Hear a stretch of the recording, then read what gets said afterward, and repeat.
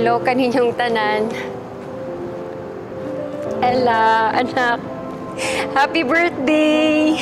Sa mga wala kay Bauba, isa sa mga dahilan na okay lang. Okay lang.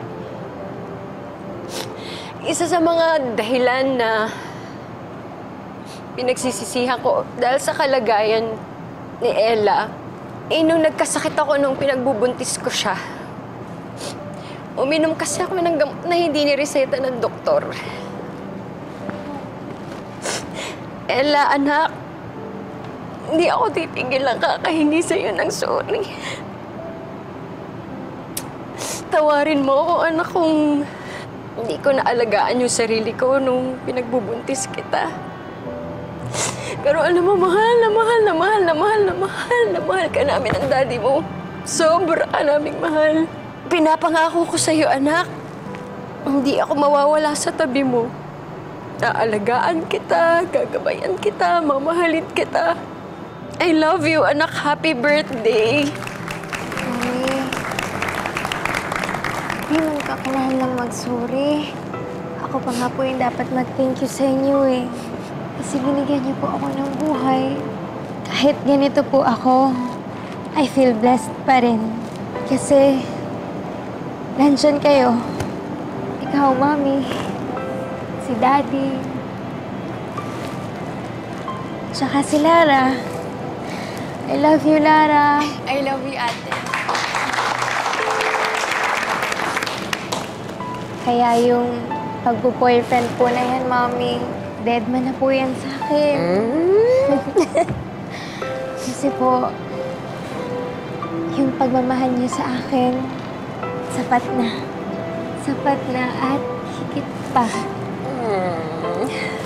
I love you, Mommy. I love you, anak. Pasayluha ako, anak. Wala ako diha karon. Ito pa ako sa Saudi. Meron pa ako kontrata. Alam ko naman na maintindihan mo yon. Lalo-lalo na ngayon, nasa legal age ka na. Pwede ka na mag-boyfriend. Pero, huwag muna ngayon. Joke lang yon. Alam mo naman kung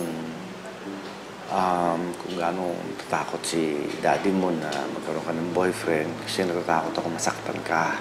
Kung may isang lalaki sa isip mo na alam mo hindi ka sasaktan, hindi ka masasaktan pagdating ng panahon, isang lalaking alam mo hindi gagawin sa iyo, walang iba yon kundi ako, anak, ng daddy mo. Happy birthday! Ginugma ta ka, anak. Mahal na mahal na mahal kita. I love you. Happy birthday, anak. Happy birthday.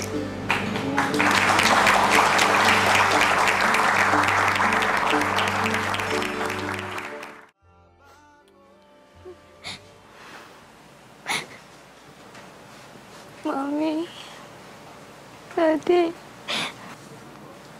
second time na po to eh.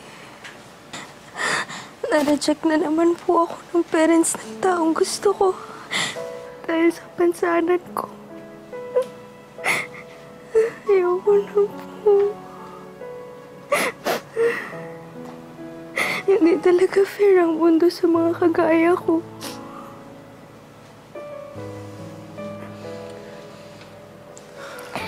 Kumbaga sa cellphone, may factory defect na nga ako. Drain na drain pa pati yung puso.